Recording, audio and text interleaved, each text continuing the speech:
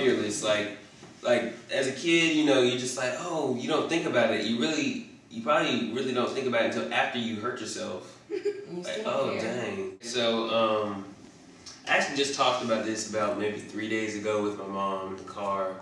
I was like, you know, kids, you know, you see a lot more younger kids skateboarding. You see a lot more younger kids doing crazy stuff like jumping off roofs or, you know, jumping on trampolines or whatever.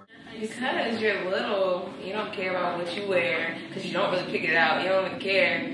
You just going to school, you just going wherever you're going. You don't care like about who you're going to hang out with because you're going to talk to somebody because you're little. You're going to talk to someone. You're going to make a friend within 5 seconds and they're going to be your best friend no matter what. You just be chilling and it's like you don't think about stuff in the long term. You're living in the now. Cause you don't know what stress is. Like I think the first stressful thing. No, seriously. Like if you're a little kid and you're fighting, maybe you know you feel some stress.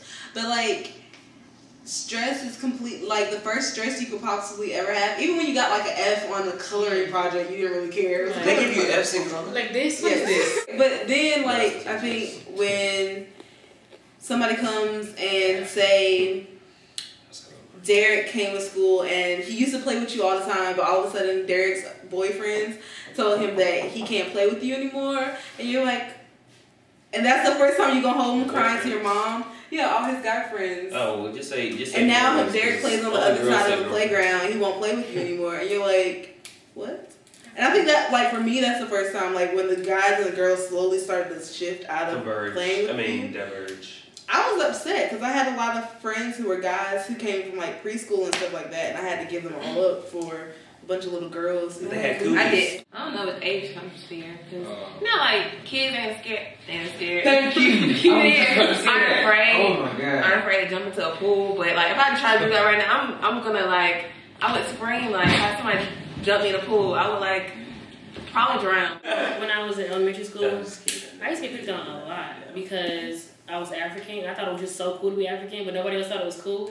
I just did not understand. I was like, I'm African, you don't understand? So I'm African. So I used to just go home and cry. But then one thing about being when you're being young, that you're resilient. You go home and cry, then you go put that same person down every Exactly. You can say, hey, Joe, you want to go to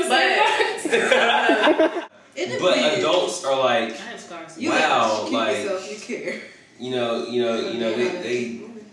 they're thinking like weeks in advance. Dang, if I do this, am I gonna break my back? Am I gonna bust this or snap that? Pop a knee. Yeah, so they're really like overly fearful, which I think that may be killing adults faster. You know, have you noticed like adults and kids will hang out more than adults and teenagers? Yes. Like an adult will hang out with a little child. They want to hang out with us. Because children are so funny. Well, he was the best teacher I had while I was at that school. I guess the reason I liked him was because he was always... Because he was the only teacher who actually, like, cussed at us and stuff like that.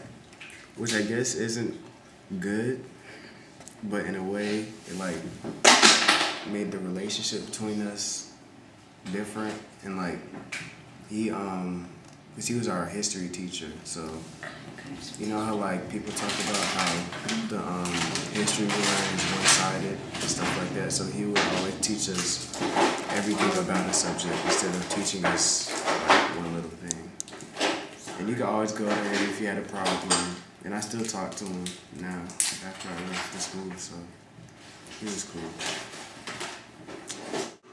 But our administrator, he used to keep us out of trouble and not suspend us for little things, like being late and stuff like I did. Like some of my best friends or I guess they're not, we should be friends because they're like 10 years older than me. My mentors or whatnot. I think it's cool just because like they can give you a different perspective on life because they're like at a different point in life. But at the same time, it's like they can relate to you because they're still young, they still know what's going on. And I think it's cool to have people like who can do that for you, whatever. It's good to get an adult perspective. I don't know. I think sometimes some adults try to be that, but they end up patronizing you in the end. They try to relate to you, but they try so hard to relate to you. It's kind of like they end up like that old dad who's like, yo, what's up, dog? But nobody says that anymore. They need to present themselves as an authority figure or not authority, a leader or whatever. At the same time, make it known that they understand or they try to understand where your perspective on the issue. Me personally, I was invited to a party by a substitute teacher who ended up later working at Southern. He was like, yeah, come out to our party. It's at the clubhouse, da da da. You and your friend. I'm like, we were just cool. We had been joking around with the same teacher, but at the same time, he was like inviting us to like a college party.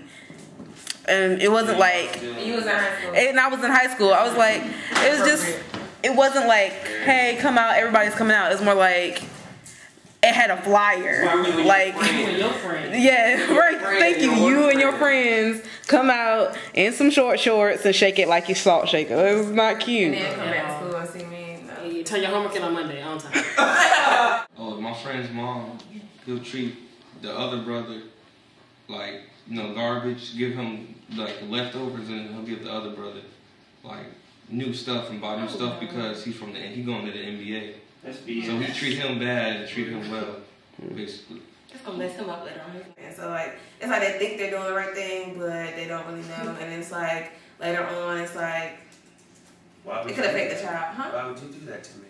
I think parents they need to be real with you. Like, you're not, like, mom, like, if you cuss, like, it's all spicy. Like, be real. Like, don't be like, these are adult words. They're not adult words. It's not good for, by standards, it's not good for anybody to say. Don't be like, okay, once you hit 18 and a half at 6:14, You can curse. 2010, 11:30 a.m., you can cuss. Real. Drop an F-bomb. I hate that. I can't be mean with mom. You still don't feel right about cursing in front of them. I hate when they act like certain But I think things. to me that's cool because like I'd rather not feel comfortable cussing in front of my parents or any adult. Yeah, be like, F this, F that. That's why I hate Some that. people cuss in front of teachers. Yes, I hate that. I think that's just, to me, that's just so rude. It's just like, even if you do cuss, like, that's not the problem. It's just to know, like, you need to know who you're around. Like, I would never say any type of cuss word in front of anybody older. Except you, mama did, which you're different. Only a couple words. But we don't drop F-bombs. Yes. That's completely different. But one thing I really, as I grew up, one thing I really learned about parents is that they really don't know what they're doing. When you're younger, it makes you. I remember, like, when you're younger, you look at your parents like, oh my God, like, you're my mom. Oh yeah, you know what you're talking about. But then as I got older, I'm just like, you were just another human being who don't know what's going on in the world. Like, either I'm just like, you were the blind leading the blind. Honestly, it's kind of when a substitute comes. Like, it's just like, you're not my real teacher. You didn't go to school for chemistry, so what the F? You go sit down. You're in the same boat right now. You in F in chemistry, I'm making F in chemistry. But You go sit down. Okay, take that. But think about the substitutes that do come in and that are mad cool, and they're mad cool because they don't try to pretend to be a chemistry teacher. Be real, Mr. Johnson. You ain't a chemistry teacher. Sit down. The ones that come in and they're real about it and they don't try to front like they know what they're talking about are the ones we end up respecting. Create a level of respect by coming in there, saying that yes, I am a teacher, please act right. But I don't know nothing about chemistry, so y'all have to help me out. Be real about that. Don't come in. I have teachers come in there just like, I don't take no ish, and we about to do this work. Y'all better not be loud. So I'm like automatically assuming I'm gonna cause drama. I'm like, what? And so I think the more people realize that when you're working with young people, you have to be real. Like, I understand you're 30 or you're however old and you have a life. Like, make me understand that because I'm not asking for all your problems, so I don't want it to be an Oprah show. I don't need to know that your husband left you or that you're trying to have a kid, so you're ovulating right now. I don't need to know. But we don't really say. And so, I mean, I respect adults and I respect my mom, but then again, it makes me scared to grow up because it's like we don't know what's going on. You're raised by someone who really knows what's going on. Like, they have their own views, but when you get older, you develop your own views or whatever like that. So I guess parents are they're just people. With age, I learned that they're just people.